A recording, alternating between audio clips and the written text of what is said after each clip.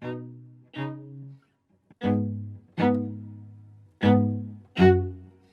hello.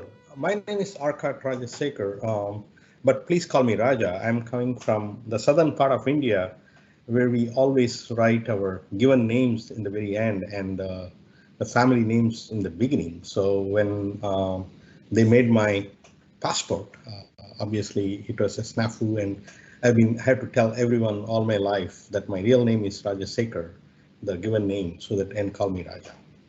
And who am I? I've been with SILS as a professor for more than a dozen years now. And before that, I was at the University of California at San Diego. And I've been involved in what is currently called the area of data science.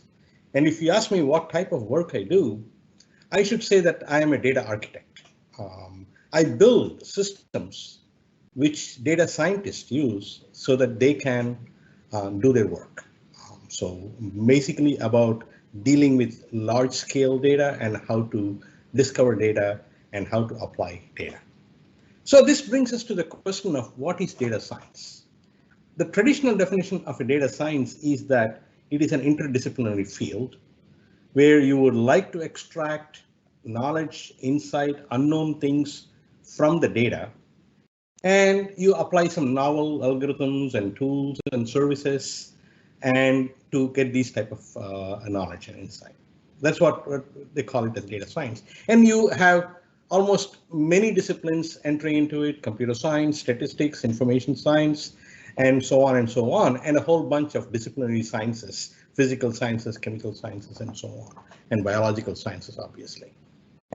And this broad class of data science is also related to the emerging fields, or I should not say emerging fields, or rediscovered fields of data mining, machine learning, and big data, and so on and so forth. So to me, this definition of data science does not give you the full picture, the way I do work in this area. So to me, it is a confluence of some rapid improvements that have been happening in a large number of areas. For example, in networks, faster networks, both for wide area network, local area networks, cell networks, Wi-Fi's, 5Gs, and all these things have become really useful for doing this type of data science, to move data around very, very nicely and fast. And another important change in the networking is also happening inside the systems, is where you can do the interconnects between computing systems in a very nice manner. The Ethernets and so on have tremendously changed how we can pull a cluster together and make them work very well. Similarly, storage has become very, very good, faster, smaller, SSDs, and so on, and scalable and flexible. You can buy a terabyte for $20, and that is the type of thing which is changing the way we are dealing with data. And the next is computers themselves are changed. They become faster and smaller, so that you can put them into smaller things. And different types of new architecture have been developed, like the GPUs, which have been there for some time, and TPUs or tensor processing systems. And these clusters are where you can put together like thousands of computers together, loose clusters, and so on, and get really cheap but tremendously scalable systems. And another place where things have happened is in the sensor area, where microcontrollers are becoming really cheap and fast, and you can do a lot of processing in them. Previously, they did not have such a good capability, and the power requirements for running these microcontrollers have also gone very much lower. So that means you can do flying sensors, what we call as drones. You can do sensors on the cheap, so that you can have sensors all across your house. Everything in your house can have a sensor and can talk to the internet and so on. And so home protection and things like that have become really good. And the concept of a smart city was basically driven by these type of large amount of data which can be sensed and sent over in there. And the other thing which happened, change, is in software. Novel algorithms, fast algorithms to deal with the volume and the velocity and the variety of data which are being created. New ways of indexing, correlating, learning, deep learning, NoSQL, Hadoop, and all those type of things have changed the way we take the data and munch it and then try to make some sense out of that. And we take advantage of the large number of cheap computers, hardware and software, and they don't need to be in the same space. They can be distributed. You can still deal with that type of thing. So scalability, fault tolerance, and more importantly, self-healing type of thing have become really important developments in there. Last but not the least, people have become data savvy. They have, in the last 10 to 20 years, people have become tremendous providers and consumers of data. Social media is one of them. Smartphones is another one.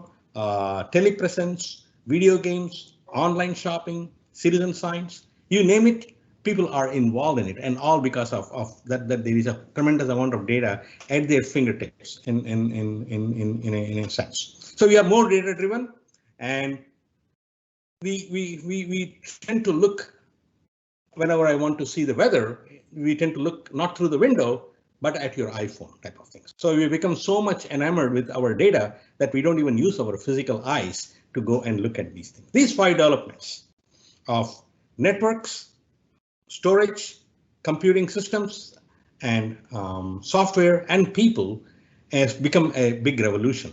And in producing the data, in analyzing the data, in sharing data, infusing data, and in decision making, and so on and so forth. So much so that we are rely so much on these data that when you go from one point to another point nowadays, we don't even remember where the landmarks are.